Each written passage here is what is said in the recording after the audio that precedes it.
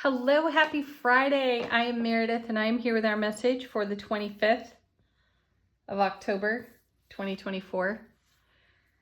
I think I said it was the 25th yesterday. Whatever, I guess we're having a Groundhog Day, aren't we? All right, 25th of October, 2024. The sun is in Scorpio. The moon is in Leo. We've got our great retrogrades happening. Sawyer's Path Tarot on the table. Prolific shuffle for today. Let's see what's going on in the energy atmosphere, how we might interact with it, be challenged by it, and above all else, celebrate it. First set of 3. Nice. Well, as I'm so fond of saying, when you turn over the sun as your first card, you don't really need the rest of the reading, as far as I'm concerned. Personally, I would stop there. However, we have all this, so let's go for it. The sun, the happiest card in tarot. Joy, celebration, obviously happiness, and brilliant clarity on this card as well. It's usually shining its light on something. Let's see what that is. Oh, nice. Look at this. Another beautiful sun in the card with a hint toward the moon. So, actually, with the 8 of Cups here, we're moving in a direction that's really favorable. We are following our own inner compass on the 8 of Cups. And the things that I like to consider when we turn this card over, the card before is the 7 of Cups, where you're spoiled for choice. The card following is the 9 of Cups, where you're making your dreams come true and bringing fulfillment to everything you touch, everything you interact with. So the 8 of Cups, as all 8s are, full of momentum, lots of motivation and movement in this card. We're coming out of the 7 of Cups when you see it, and we've made a decision and we're heading in a direction, in a favorable direction at that. And what's it walking into? Oh, nice. The 5 of Wands. Well, this is kind of a unique lineup of 3 cards here, because I actually feel like we've got a white fire here on the card, don't we? The 5 of Wands is a card we've seen more than once this week now, and it's about some inner debate. We kind of go to battle with ourselves as we make a change. And the white fire on this card speaks to me of spiritual purification. So on the mental, emotional, physical, spiritual level, we've been testing our strength. And in the testing of our own strength and challenging ourselves to level up in a variety of ways. Naturally, we are encountering energies that might limit and or hold us back. So we've had to push the envelope when we've met a limit. And I feel that we've done that beautifully. We've got clarity. We've got motivation, inspiration. We are in motion and momentum. And it's carrying us through whatever purification we're putting ourselves to. Let's see what's next. Beautiful. And look at that gorgeous sun on this card too. The Lover's card. Harmony between divine feminine, divine masculine energy within self-relationship. So we're very stable and strong.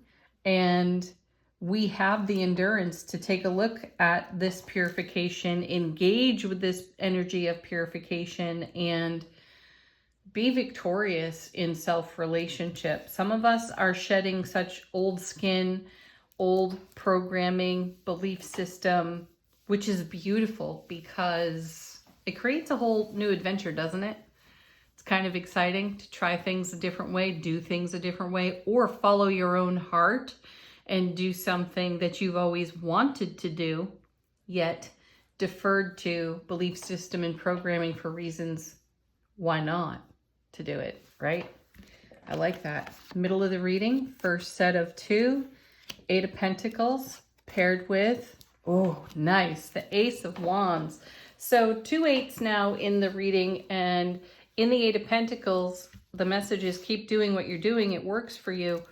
Though the character on the card looks a bit ho-hum about it. What's going on behind the scenes, though, is this gorgeous Ace of Wands, which is passion, fire, motivation, ambition, drive, the inner drive. And aces take the sting out of any challenge on any card. So we're not necessarily in a ho-hum place, My feeling here is from the stability of a harmonious inner relationship, while we embrace purification and move deeper into our happiness, we've got more passion, we've got more energy, so to speak, to invest in everything that we're doing that means the very most to us here on this particular Eight of Pentacles. And then we have the Star card. How gorgeous is that? You know, this is almost like building on the fire of faith that we keep for everything in the now moment that contributes to the oncoming, something that we've talked about, again, more than once this week. So the Star card continues to show up with its particular brand of enduring strength. I love seeing this, where in our intuition, we are in our dreaming things awake state, and we're in great inner harmony in self-relationship, and we feel like we can do anything. So go for it. If you needed a green light, here it is. Here's your green light to try something new and different, to break out of some old mold, right? And blaze your own trail. That's what I'm feeling from that Eight of Cups. And then we have the Moon. Beautiful. Yes. Seeing things from a completely different perspective. Now, do recall that we've seen the Hanged Man more than once this week as well. And I feel like we've embraced the new perspective. You have the Sun and the Moon. You have the Lovers in the reading. There is great harmony here in these cards. So in the Moon card, we're channeling, we're kind of downloading from the Divine All, and we're using the information that we garner to develop our great foundation of happiness even further. And then this also feeds into the faith we keep for everything that we feel strongly connected to and desire to lean into. So excellent cards here in the reading. Let's take a look. Also, I want to come back to this Eight of Cups for a moment. We have the Sun proper, we have the Moon proper, and they're also indicated here in the Eight of Cups. So I want to go back to eclipses from the spring and eclipses from, last month, earlier this month, if I have my dates right. So there's rare and uncommon energy for us to engage with, which we are doing harmoniously, which has also aligned us with a spiritual purification, thank you, Five of Wands, that we've got a whole lot of passion for. And we're developing new ideas and considerations because of it. And then we have the inspiration to dive right in full faith for everything that's new under the sun for us to consider. Yeah, that's exciting. Bottom of the deck, how's the universe helping us out behind the scenes? Here's the Seven of Wands. Awesome. I like that. Add it to the ace, you get the 8. So incoming information there as we are blazing a new trail. So this is a card that I always spend a little extra time with when we turn it over, because I challenge the description of this card, period. As I mentioned, the cards that come before and the cards that come after have an influence on the card we're looking at. So the Six of Wands comes before the 7, and that's a card all about victory, success, homecoming to our own heart space. And in the Seven of Wands, this card is specifically and relentlessly described as a card of defensiveness. And I can find no defensiveness other than the posture of the character on the card. There's nothing to fight off or fend off. I feel like this is us leading the charge into the way, Eight of Cups. We are blazing a new trail for ourselves. And we're doing it in our fire and our passion, right? All motivated and inspired to, as I said, blaze a brand new trail, have a whole new adventure. We're looking at things in a new and different way. We've leveled up. So that gives us the opportunity to challenge every potentially limiting thought we've ever had and upgrade that as well. Let's see what's next. Nice. How perfect is that? Because there's the Knight of Wands, and one of the things I like to draw your attention to on this particular card in the artwork, look at his sight line. It's indicated here he's got a strong focus. He knows where he's going.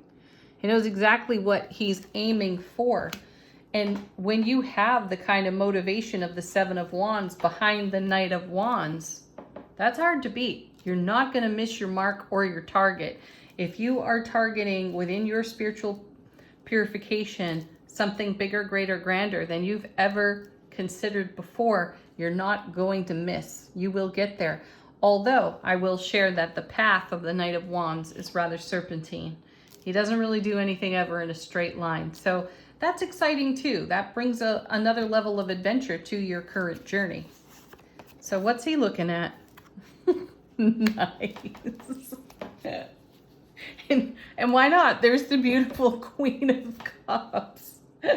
Oh, nice. Channeling, scrying, gazing into the beautiful Ace of Cups, right? This is a strong intuition card, and she and the King bring the love, the pure, raw, authentic love. And that's what's happening over here in this purification. We've talked about this for weeks now, listening to, following through on the guided messages that we receive that show up in abundance for us. And that in and of itself is a rather serpentine adventure. So that's very exciting. Keep doing what you're doing, Eight of Coins, because this works and it only fosters your faith for an even bigger dream that you will fulfill. Oh my gosh, look at that. And as I say it, I turn over the 10 of Cups. Amazing. Ace of Cups to the power of 10. Love, bliss, joy, happiness, overflowing. This is what we're all about. This is what we keep the faith for. Things may be good now. We're all about making them great, aren't we?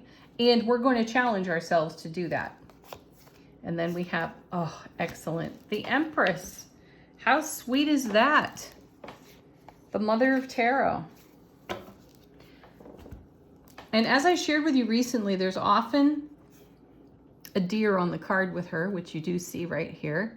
She is pregnant, close to giving birth here as well. There's a moon phase necklace on her that she's wearing.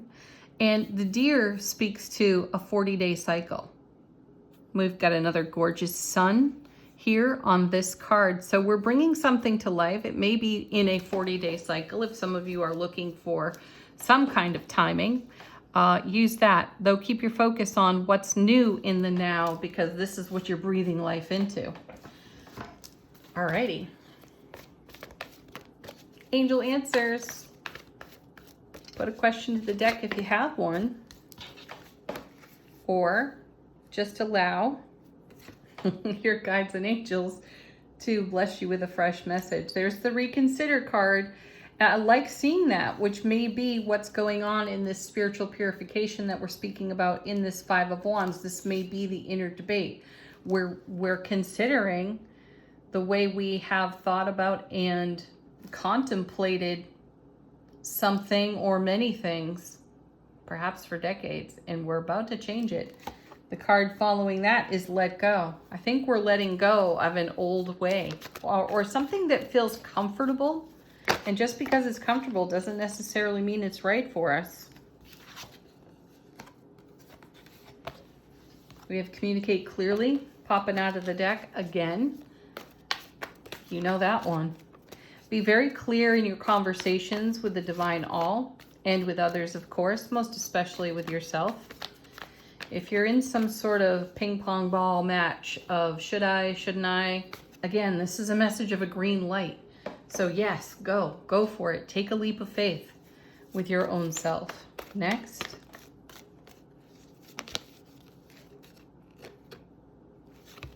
Interesting, forgiveness. That's the Ho'oponopono prayer. I'm sorry, please forgive me. Thank you, I love you. And that's to be said for ourselves. Some of us may have dragged or consider that we've dragged our feet for a long time, and we're in reconsideration of how we have done that. And let that go, because you don't do anything until you're actually ready for it, right? And you could make excuses all day long in review of prior situations, circumstances, and decisions and say, well, I wish I'd done this, or I wish I had done that. Well, you didn't because you weren't quite ready. So forgive yourself of all of that. Let it go. Communicate clearly with the divine all and reconsider what you once did and whether or not it actually works for you today. One more.